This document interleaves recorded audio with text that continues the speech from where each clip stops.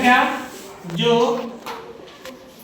एक और स्वयं से क्या हो, यानी अपने आप से स्वयं से क्या हो, विभाजित हो, तो उसे क्या कहते हैं? तो उसे अभाज्य संख्या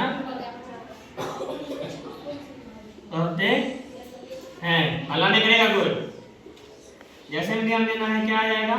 2 3 5 7 11 13 19 17 भी हो जाएगा, है ना? बहुत संख्या है ना? अनंत तक चला जाएगा। अब ध्यान रखना इसमें ये है, तो सबसे छोटा आभाज्य क्या होगा? चलिए बताओ, सबसे छोटा आभाज्य संख्या 2। कितना होगा? 2। ठीक है।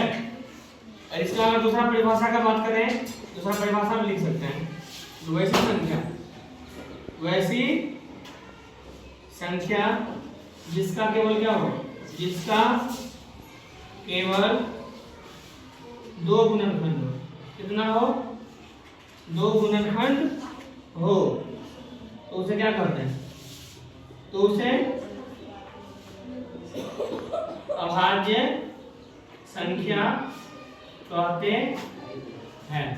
ठीक है ना? अब ध्यान दो सर, जैसे में देखो, ध्यान दो, 2 किससे कट रहा है? 1 से और 2 से। 3 किससे कट रहा है? 1 से 3 से। 4 किससे कट रहा है? 1 2 4 से। परिभाषा क्या बोला? जिसका सिर्फ 2 गुणनखंड हो। तो 2 किसमें किसमें है? 2 में और 3 में। इसमें नहीं ना है, ये वाला क्या हो जाएगा? भाज्य संख्या हो जाएगा। इसलिए सबसे छोटी भाज्य संख्या 4। ठीक है, इसको ऐसे लिखेंगे, जल्दी लिखो।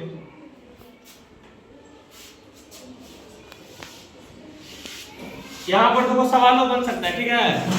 भाज्य अभाज्य को लेके लिखेंगे, इसमें ध्यान दो।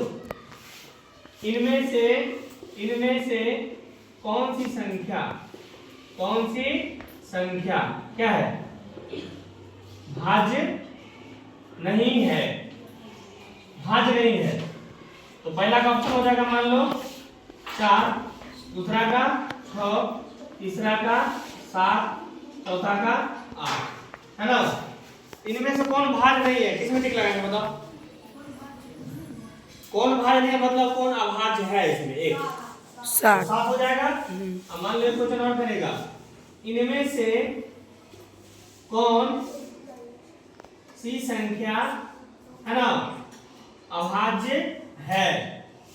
अभाज्य है, तो दोनों सेम ही क्वेश्चन हो गया।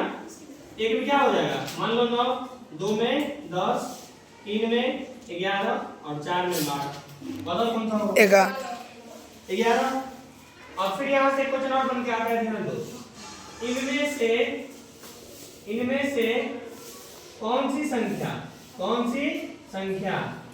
है ना, भाज्य नहीं,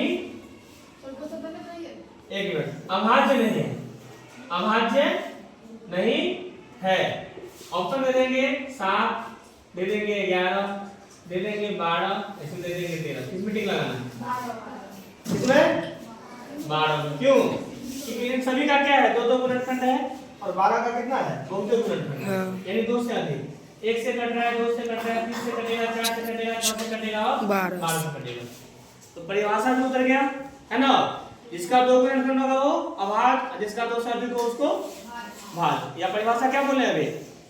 जो 1 से और स्वयं के अलावा क्या अन्य संख्या से कटे तो भाज्य, और जो 1 और स्वयं से कटे वो अभाज्य संख्या, है ना? इस प्रकार से हम क्या कर लेंगे, ठीक है? चलो।